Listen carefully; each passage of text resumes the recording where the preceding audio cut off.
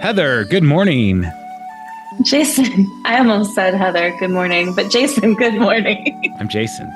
If you ever You're forget, Jason. just put your cursor over the Zoom window and my name will be down there in the corner. Can I tell you how many times I do that in meetings at work? Time.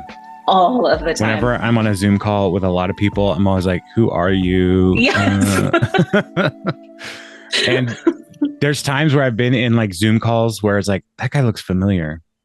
And then I look at them and it's like, oh, that's a famous person. Like an author. What? It's like, oh, that's an author that I know. So how, like, what is your life that you're in Zoom calls with authors? I'm kind of a big deal. They're not okay. They're like Christian authors. So they're like church famous. Oh, I'm just kidding. I kid. Yeah. Church famous. I get it. Yeah. So, well, Heather, we're here to not to talk about my awesome life. We're here to talk about the awesome lives of hobbits. Yes. My goodness. What a journey we are going on today. It definitely is that. Meandering even. Oh, I don't know.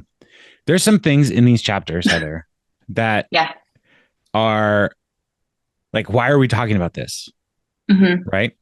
I get that.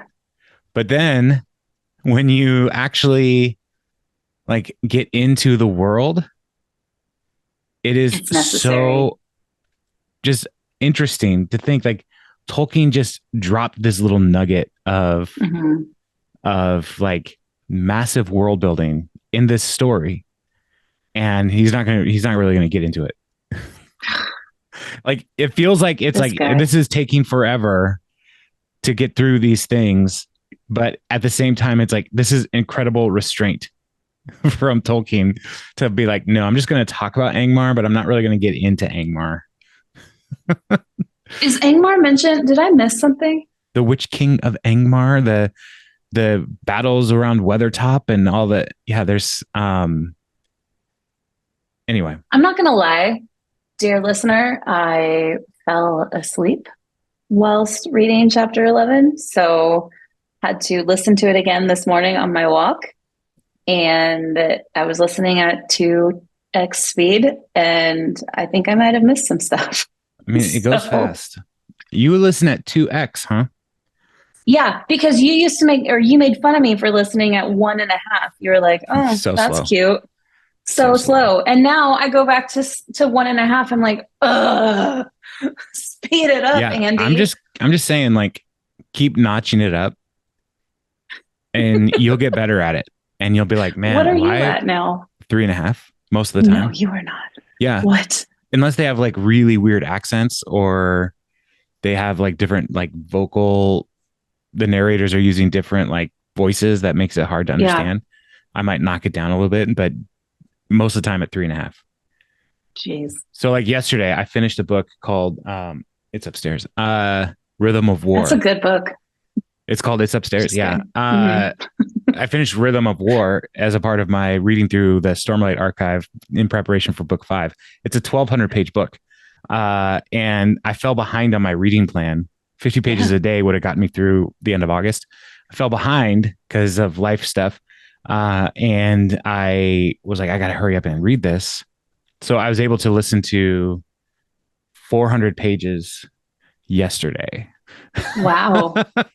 Wow. So, I mean, 3.5, you go pretty quick. It's pretty great. That's true. I started on Thursday, Local Woman Missing, and I'm over halfway through, and that's like 45-minute walks, maybe listening while I'm getting ready, that kind of stuff. So, yeah. Oh, you don't have a commute either because you work from home. No, I work from home.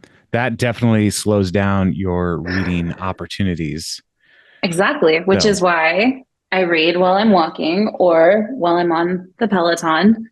I just turn the instructors down and follow the metrics that they like that show up on the screen. So it's often a surprise when I have to go from, pedaling at 30 doesn't matter, resistance between 30 and 40, and then suddenly it's 60 and 70, and there was no lead up to it. And I'm just like, holy cow. Anyway. Why are you doing this to me? Yeah. Come on, Bradley. I thought we were friends. Is that revolutions, or is that like the level? No, so resistance Yeah. is like, yeah, resistance is the level.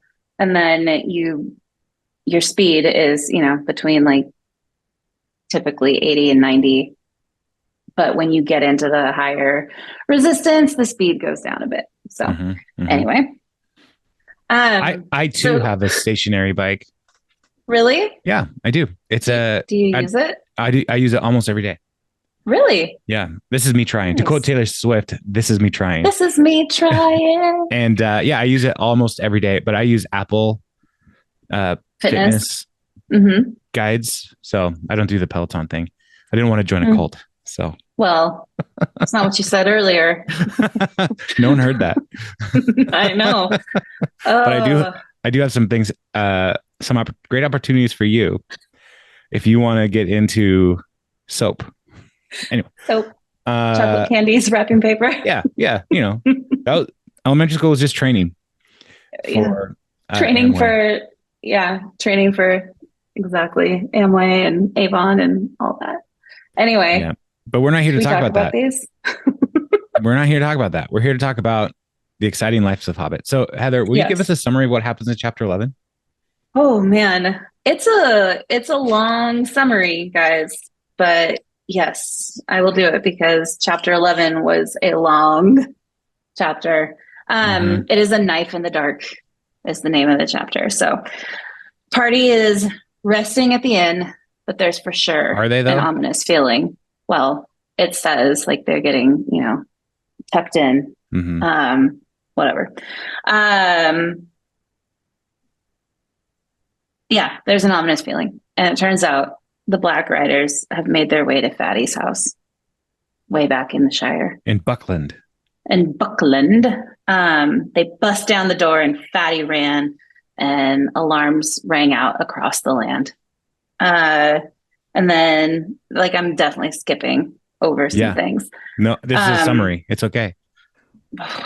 This is hard for me to skip over things. All right. Anyway, all the way in Bree, Frodo wakes up after having nightmares of galloping hooves and wind whipping around the house. Felt like it was being shaken. And Frodo heard a horn in the distance. Strider woke all the hobbits and they saw the disaster that was in their rooms with beds flung open. Windows flung open, beds tossed about, a mess all around. The brown mat was ripped in half. I mean, goodness. Strider said that they would leave soon after a drink and a standing bite to eat. But when Butterbur went to go get the ponies, they were already gone. They ran away. They weren't stolen. Some of them eventually made their way to Tom Bombadil. Yeah. And then Butterbur got them back later, whatever. It doesn't matter. They ended up having to buy a not yet dead horse from Bill Ferny. And they planned to walk all the way to Rivendell. And, the looky-loos in Bree were all gawking at them as they went. And Bill Ferny was one of those folks watching. He said something snarky to them, and Sam told him to put your ugly face out of sight or it will get hurt. And I just feel like that is something my kids are going to start saying to each other if I ever play this book for them. He also threw an apple at him and hit him in the nose and was mournful that was a waste of a good apple. But off they go again. This time they're going into the woods, and thanks to Strider, it was an uneventful walk until they reached the Midgewater marshes and got bitten by the midges. And then later on, the fourth day, Frodo is seeing bright flashes of light in the distance, and Strider's like, it's like lightning coming up from the ground. And they both were like, I don't know what that is. And then on the fifth day, they reach Weathertop with hope that they'll reach the old road and find Gandalf there. And they, I can't read my writing. Oh no. Okay. Whatever. They set up camp. They start moving southward on a path that was screening them from sight. And Strider mentions Gil-galad. All right. Gil-galad. Gil-galad. Yeah, people pronounce it different ways, but yeah, Gil-galad works. Gil-galad, Gil-galad. who they Gil-galad, oh, mother of God, who they don't know of, but Sam pipes up with a verse that Bilbo had taught him, which is like it was a short verse. Doesn't say the rest of it, and Strider's kind of like, I don't want to talk about it. And then on the western bank of Weathertop, they found shelter. They left Sam and Pippin while the other three climbed up the hill, and there they saw the ancient stonework that Strider had been talking about just a minute ago in the book. But it was charred and burnt to the ground, and they could see far around them, but no sign of Gandalf, except for a white stone with some etchings in it, with it was a G and a 3, which meant that Gandalf was there on October 3rd. It was a gang sign. Yeah, that's right. That was his tag. Yeah. Okay. So Strider mentions that they have a fortnight's journey ahead of them to Rivendell, and Frodo starts wishing he was able to go back home, chill and secure, and not in danger. And then they see some black specks on the horizon, which is the enemy, and they get low and crept back to Sam and Pippin, who had found traces of another camp, which were rangers, and not tracks made and tracks. Also, if they saw tracks that were not made by rangers, that were made by riders. So they debate whether to leave or stay, opting to stay put, as they were semi-hidden from the riders at that point. And Strider tells them about Tenuviel. Mm-hmm. Tenuviel, okay. Which is something I will let you talk about after this, because I'm sure I missed something with that read through. And then the moon was rising, and they decided it was getting late, but they saw shadows, and terror overcame all of them, and Frodo felt drawn to put on the ring. And when he did so, he was able to see past their cloaks and hoods and all of that, and they saw him, and they rushed toward him, and Frodo pulls out his sword or knife or whatever, but they get him and pierce his left shoulder, and he drops his sword and took off the ring and held it tight. And that was the end of chapter 11. Yeah. So much traveling. So much traveling. But not just over land and hill, but through time and lore. Because both Sam and Strider talk about the olden guys. Gil-galad. Gillian. The prodigal son returns. So you can't do that when I'm taking a drink, man. Okay, so that's not I'm going to make another Office reference in just a moment. But the leaving of Bree, so if you've only watched the movies, the riders come in and Butterbur's hiding, and they come in and they stab the hobbits' beds and stuff, and they find that there's no hobbits there, and then there's screeching. None of that happened in the book. None of it. There was some upturning of the thing, but there was no knowing that the wraiths are there. Right. It's just all kind of happened. And so they actually went back to Buckland, which is something that I had forgotten when I was reading this again. I was like, oh yeah, they're in Buckland. They're not here in Bree, because they're still looking. They're not 100% sure where Frodo is. Right. And so, so that is just a difference from the movies and stuff. But also Bill Ferny is a great little person to hate. Mm-hmm. Right? Just right away, I was like, I hate him. Even the last name Ferny. That's, I think, one of the things that Tolkien does very well is he definitely makes you, he does a good job of creating characters that you just don't like for no reason other than he says he's awful. And you're like, I believe you, John. John Ronald Reuel Tolkien. I cannot remember his middle names. I was thinking it was Reginald. It's J.R.R. Tolkien. Yeah. So they leave and all that stuff. That's great. Traveling, quagmires, all this stuff. The midges are basically like big mosquitoes. Michigan mosquitoes. Yeah, they're awful. Have you ever been to Alaska? I have not. Are the Alaskan mosquitoes even mosquitoes bigger? are worse. They're They're midges. they're like brutal. So they're terrible. So yeah, stay away. So they go to Weathertop, which as we're reading about this stuff, there's like these wars of these ancient people and the North King and like this Angmar, like all this different stuff's going on. And they're like, these are like lookouts and stuff. It's like so much is happening here that he's just like, yeah, but we got to keep moving. Sorry. Like, huh? So like this kind of stuff is in the larger lore of Middle Earth. And so yeah, so it's one of those things as you read through it and you like get to know the world a little bit more. It's like, oh, I would like more of this information, please. But as a first time reader, I understand we're like, why are we even talking about this? 100%. So yeah, it's but then when they're starting there's no barrow on Weathertop nor any of these hills, and the men of West did not live here, though in latter days they defended the hills for a while against the evil that came out of Angmar. And so this path is the forest along the wall. It is told that Elendil stood there watching for the coming of Gilgalad out of the west in the days of the last alliance. The hobbits gazed at Strider. It seemed that he was learned in old lore as well as in the ways of the wild. Who was Gilgalad? Asked Mary. Which this is my next office reference. Who's Bob Vance? You've got a lot to learn about this town. That's as I was reading it last night. I was like, who's Bob Vance? Got a lot to learn about this town, honey.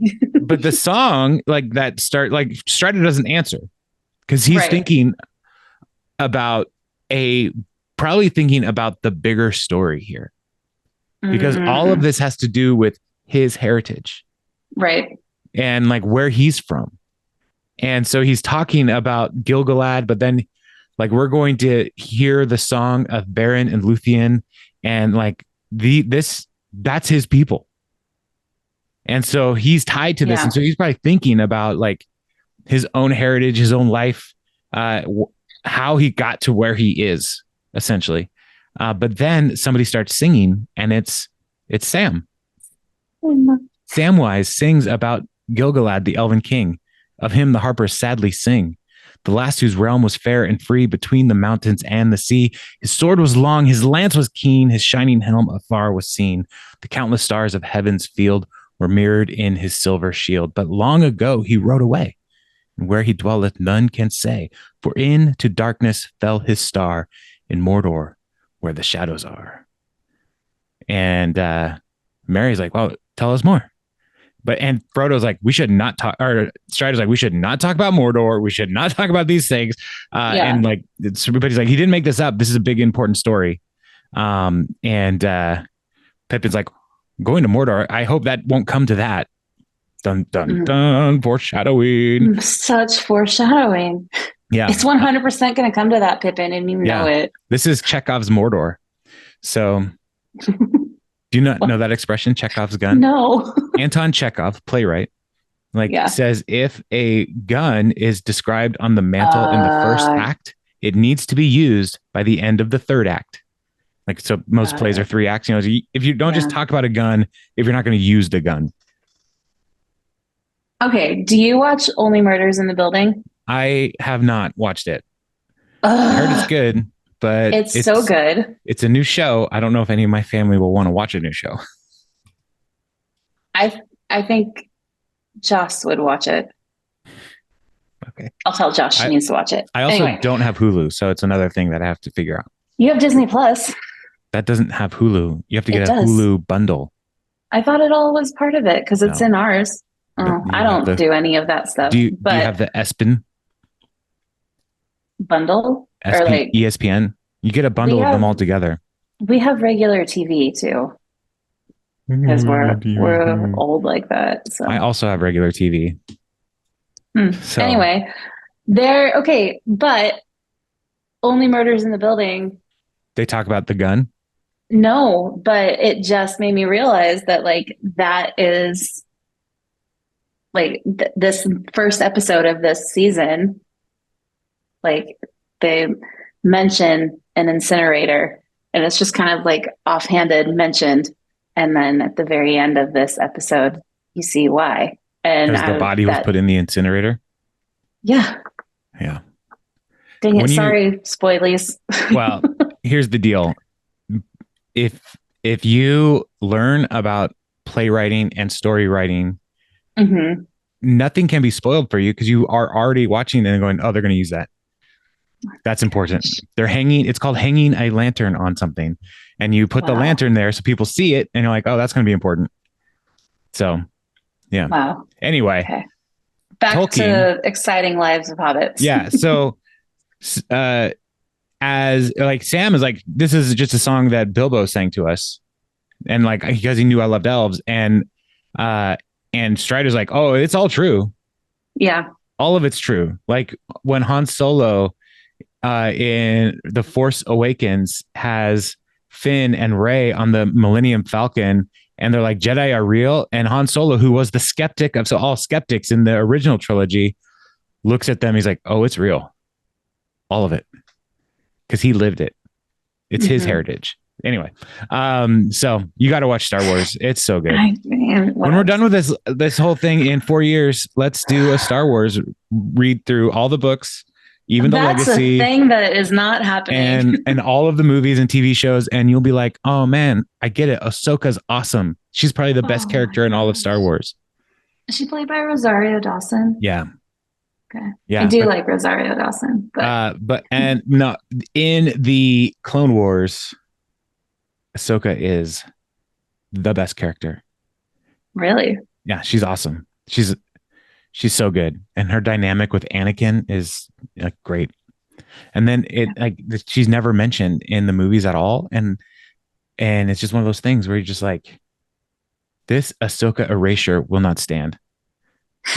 Anyway. Which is why she has a TV show now. Yeah, which is great. I enjoyed that show. Great. A lot of people. Here's the problem with fans. Even this. I'm going to just get it out there. Okay. Tell it like it is. Fans are terrible because they ruin all the stuff they like. And so, like, Lord of the Rings is great. This book series, so good. The movies, they're also good. They're different. That's okay. Okay. They're adaptations, right? Sure. And so then we have this Rings of Power thing that's happening. And there's all these like Tolkien fans who are like, this isn't Tolkien. It's like, no, because he's dead. Of course it's not. We need to suspend our disbelief for a moment to say like, hey, do we like these worlds? Right. Do we want to tell more stories? Do we want to like, it's okay.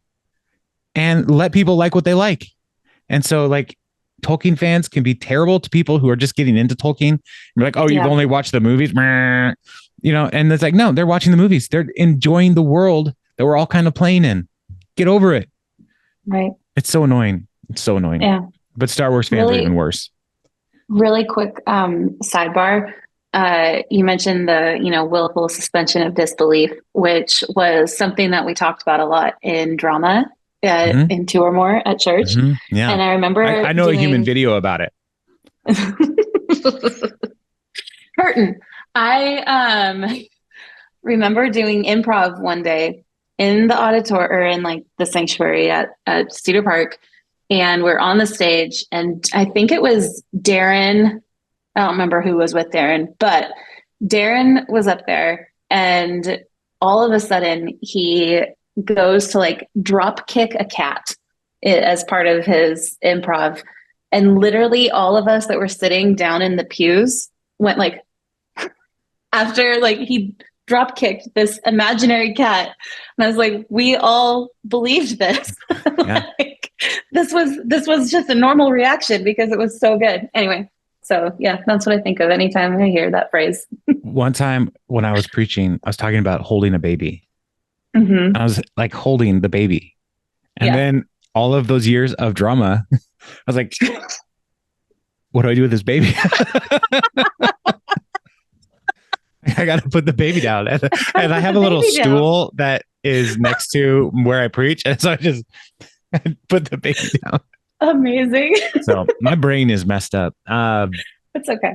Yeah. So anyway, this world is huge. Let fans love what they love. Gandalf is, tagging and bagging and running the streets. I don't know how they came to like, this is October 3rd. I know. That's, yeah. But G3 is also a kind of plane, I think. It's a Gulfstream G3. So maybe that was what was going on. That was probably it. Yeah. I think one of the things that is interesting, and you made note of it, is Frodo realized the extent of his homelessness and danger, which is like one of the contrasts between Bilbo and Frodo is Bilbo was constantly thinking about it. Yeah. I wish I could just go home. And this is the first time Frodo's like, oh, I have no home. This kind of sucks. Yeah. Yeah. And so I think that's an interesting dynamic because as Frodo's story progresses, like he gives himself more over to the inevitability of like despair, essentially. Yeah. Right. And so like here is like that first indication. It's like, I don't know if I'm ever going home. So it's important. Keep moving. So and then when we get into the when Strider starts talking about Gil-galad and Elendil, and he sings the song of Beren and Luthien. So he's like, I'll tell you a tale of Tinuviel. Luthien is a elf daughter, and Beren is a human warrior. And in the Silmarillion, Elendil, wait, let me make. Who is the father? This is where I get things confused. Gil-galad, I think, is the father. Now, Beren, son of Barahir, and Luthien. It's gonna be Yearbull. Beren was a mortal man. Thingol, a king of elves upon Middle Earth. When the world was young, she was the fairest maiden that has ever been among all the children of this world. All right, so she's the daughter of Thingol. Beren falls in love with her, but cannot like be with her because they're elves and humans.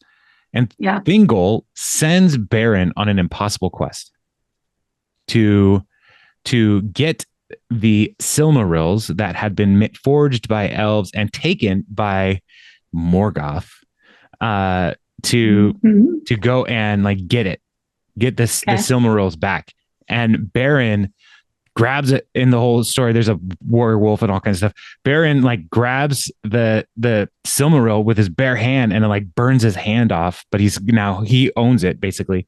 And he goes back and he is able to like win the heart essentially. It's actually like a really amazing story and you can read all of it in the Silmarillion, which you now have a copy of. So report back on that. Copy. Oh gosh. Okay.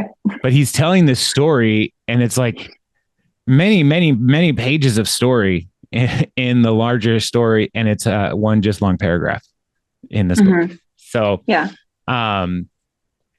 it's just it's such an important story though, because from Beren and Luthien, she chooses mortality. So she leaves elfdom to live as a human. Essentially, she will die many years after Beren dies as a normal human being. But from their union comes the line of the kings of Numenor, which is Aragorn's heritage. Yeah. So Strider's heritage. Okay. And so this little story here is like all of the backstory that points to why Aragorn is the most important person in this whole universe. And he's just a homeless ranger guy who lives out in the woods a lot of the times. Smoking his pipe. Yeah. So, I mean, it's pretty amazing. Like the world that exists here, that the first time you read it, it's just like, let's keep going. Let's go fight some wraiths and stuff. But it's just, there's so much world. Yeah. So much world, so much history. So, so then they're like, oh, the wraiths are coming. Let's make a fire and like distract them and like get them up here. And then Frodo gets kind of a pinprick of Taken. Well, not taken, but like, yeah, it's a pinprick. well, it's like it gets stabbed as like a Yeah. wound, but there's no like visible wound Oh, okay, here, okay. right? Yeah. But he puts the ring on and he can see in this What's world. coming to him? And so one of the theories about why he becomes invisible is because he steps into the shadow realm. And so Okay. these wraiths are the 9 men who were given rings by Sauron.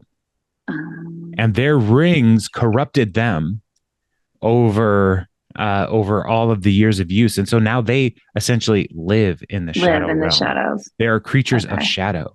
And so like when Frodo puts the ring on, now he can see them and they can see him because they can't really see the way normal people see, but they can see him now because he's in the shadow realm. And so like one of the reasons why like not Gandalf, Gollum is so long lived is because he's stretched into the shadow realm. And so anyway, and that's one of the reasons why Bilbo was living so long is like his use of the ring was stretching his life. And so Frodo puts the ring on and he cries out, "O Elbereth Gilthoniel," which are this part of the song that Strider was singing was like part of this lore. And so why he knows all of this and to say it there is like, oh, that's kind of weird. But anyway, Frodo is an elf friend. So with a last effort, Frodo, dropping his sword, slipped the ring from his finger and closed his right hand tight upon it. Chapter 12. Give us a summary of chapter 12. Flight to the ford. All right.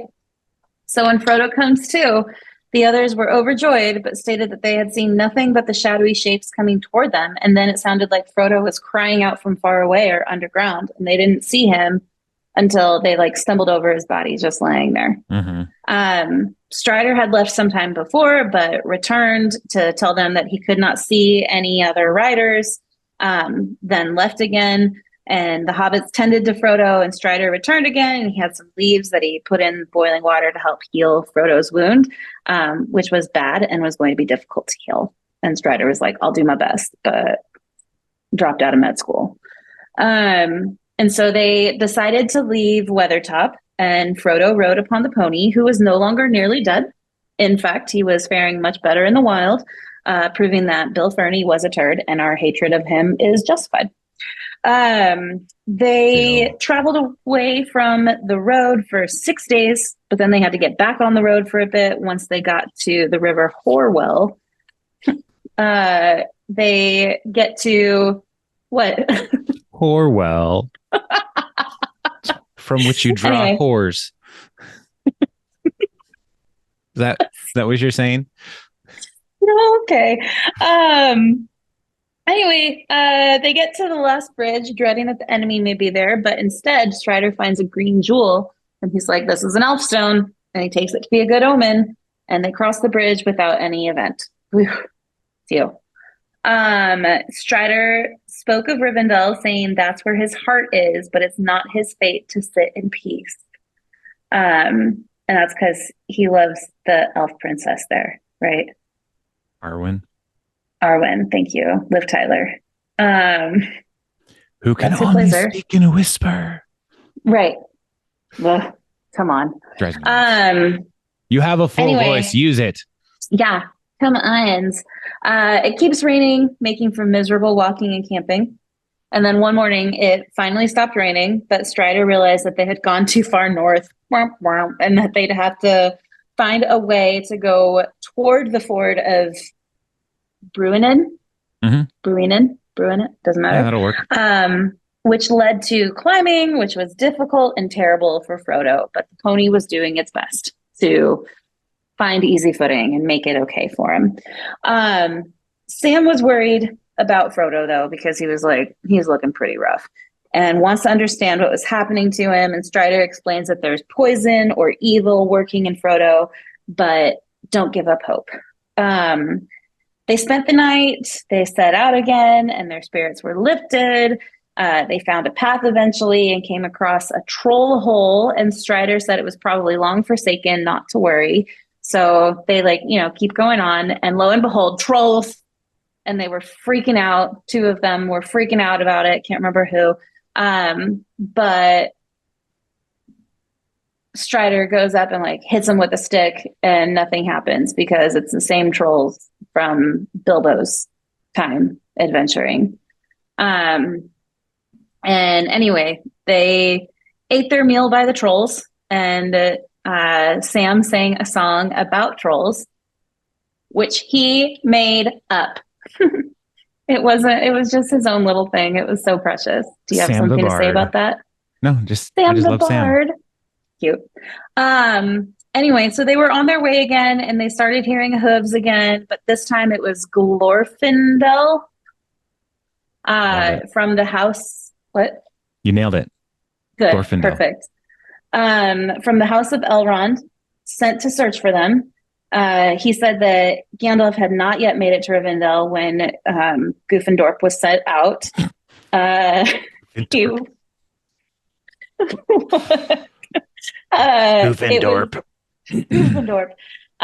It was he who had left the token at the bridge, and he had also driven away 5 riders. He said that they needed to keep going, but Frodo was unwell, and Sam said he needed to help, and Strider told Glockenspiel about the injury. He said he'd help as much as he can, which did seem to bring some relief to Frodo, so that was nice. Then he said that Frodo should take his horse, to which Frodo was like, nah, I don't want to abandon my friends and leave them in danger.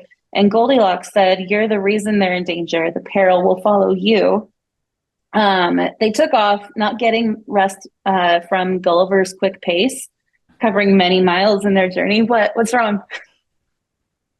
How long did it take you to think up all the different G names? It didn't. Okay. It just started coming. Okay. Eventually they reached the ford of Rivendell, but so had the Black Riders. And Gobbleguy commanded Frodo to ride, but he was halted, being controlled by the riders. So Gobbledygook commanded his horse to take off, and he did. But the riders caught up with Frodo and tried to control him again. And after some shouting at each other, a wave of white light and actual waves came around and gobbled up the riders, and Frodo heard and saw no more. I did it. Did it. Yeah. We got it. And that's the end of book 1, guys. That is the end of book 1. Yeah. So in this chapter, there's more cool stuff happening, right? In every chapter, cool stuff happens. Cool stuff I highlighted some stuff. So I'm going back because I kind of was clicking through as you were reading this, which really messes up my Kindle read speed. It'll take you 30 seconds to read this whole book. I know that's not true, but I feel pretty good about it. So here, when they're like, who lives in this land? Is this trolls? And it's like, no, trolls do not build. No one lives in this land. Men once dwelt here ages ago, but none remain now. They became an evil people, as legends tell, for they fell under the shadow of Angmar. And in the Kindle version, there's a little footnote that you can go to that says to go to 201. Anyway, the footnote is not helpful. Okay, go back to your footnote. There we go. What happened? That's in the end of the book. What is going on here? Oh my word.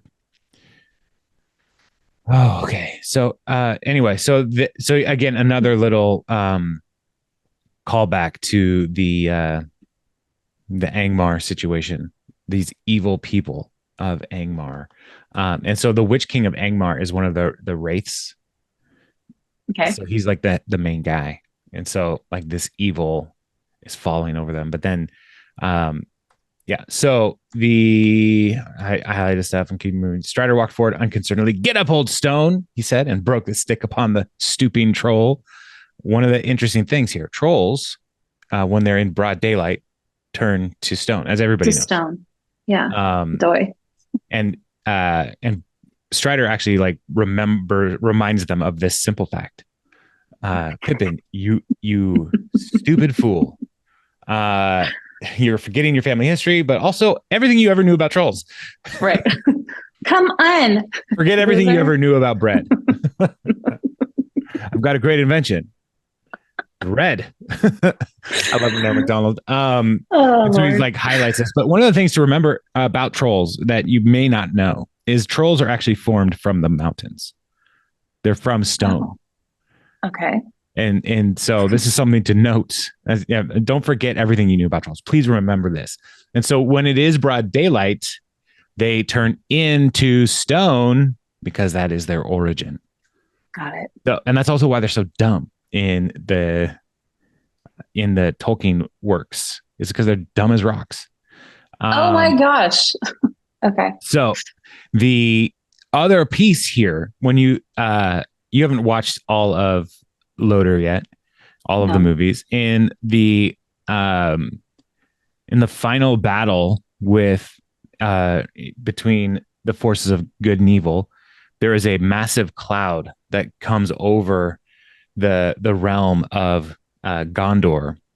Is it a troll jumping and blocking the sun? No, it's just like dark magics. Dark magics. Literally darkness, so that the sun can't get the trolls, because trolls are a key part of the army of, like, because they're strong and they're big and they'll do whatever dumb thing you tell them to do. They're like hand models or like face models in Zoolander. I've been listening to David Duchovny's podcast about failure. And one of the things he said about that movie in particular was like, there's a line where he's talking about hand models, because David Duchovny plays a hand model and they're called hand jockeys. Like, that's pretty funny. So the Frodo thing, but this is the place, and they're like, wow, this is really interesting. Like, our stories are overlapping. They had no idea how close they were to this space. And then the elf guy comes, Glorfindel, and he calls out, I na vedui Dunedain me Gavanan. But Dunedain there, that is what the Rangers are called. That is their actual name, is the Dunedain. And so so that's one of those things that's just like kind of thrown in there, and you learn it later, like, oh, it's right there. So Glorfindel is awesome, and he's not Liv Tyler. So if you're watching the movie, Liv Tyler does not show up here. Arwen does not come out to meet them and ride back and do the magics. It's Glorfindel. Anyway, it's important to note that is.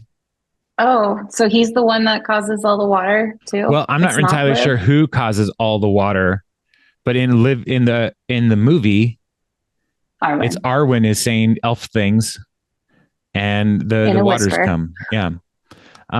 So, and also, like, in the movie, Frodo is like dead, basically. He's like super dead. Like King George's, like, his eyes are all white, aren't they? Yeah, he's like passing out, and like he's not really around. But here, as they're running away, Glorfindel, like he's feeling the pull of the Wraiths, like trying to get him back because they're calling to the ring. So he's feeling that pull because he's used the ring. But then he also is towards the end of the chapter, the pursuers are close behind. Suddenly the foremost rider spurred his horse forward. It checked at the water and reared up. With a great effort, Frodo sat upright and brandished his sword. So if Frodo is strong enough to hold his sword and like yell out, "Go back," he cried, "Go back to the land of Mordor and follow me no more." His voice sounded thin and shrill in his own ears. The riders halted, but Frodo had not the power of Bombadil. Because Tom did that. Was able to His enemies laughed at him with a harsh and chilling laughter. Come back, they called, to Mordor, or we will take you. Go back, he whispered. The ring. But then here again, by Elbereth and Luthien the Fair, said Frodo with a last effort, lifting up his sword, you shall have neither the ring nor me. This is great. It's so good. But then he gets into the rider gets into the water, and the horse like does his thing.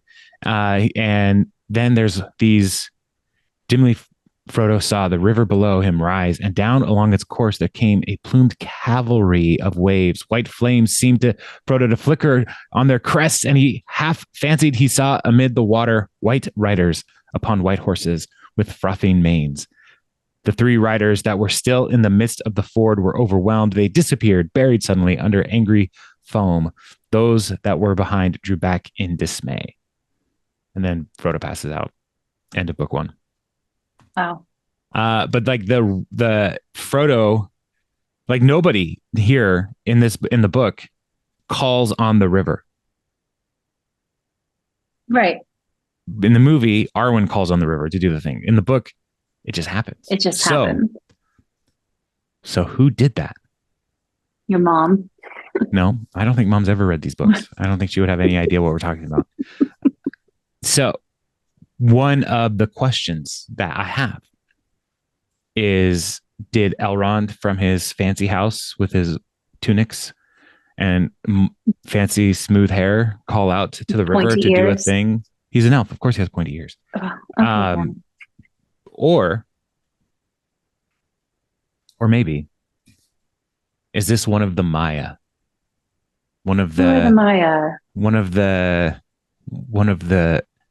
ancient deity types in Middle Earth mythology who are protecting Frodo. Okay. And protecting the land of Elrond, the home of Elrond in Rivendell, because it is a safe space. It is a place that is free of the evils of this world for now. I don't know. What happens to Elrond? Elrond's fine. He leaves eventually. The elves are going to leave. And then they have to find a new refuge? No, they're going to go to the land of the Western Shores, the Grey Havens. That's what the elves are always going to do. They came from the West, and then they're going to go back to the West. You can read about that in the Silmarillion. So, yeah. So that's the end of book 1. Amazing. Book 2 starts with many meetings, which is just a great way to start. Like as people who have been zoomed out over the last 4 years, can we have more meetings? Yeah. That'd be great. For real. What? Go ahead. And then we right away, if you look at chapter 1 of book 2, Gandalf, cried Frodo.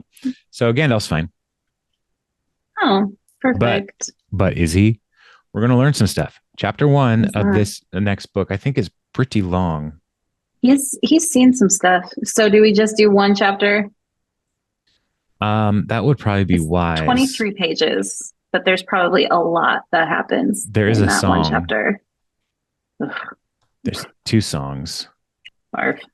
Oh man, it's many meetings and then it's a council. Oh my gosh.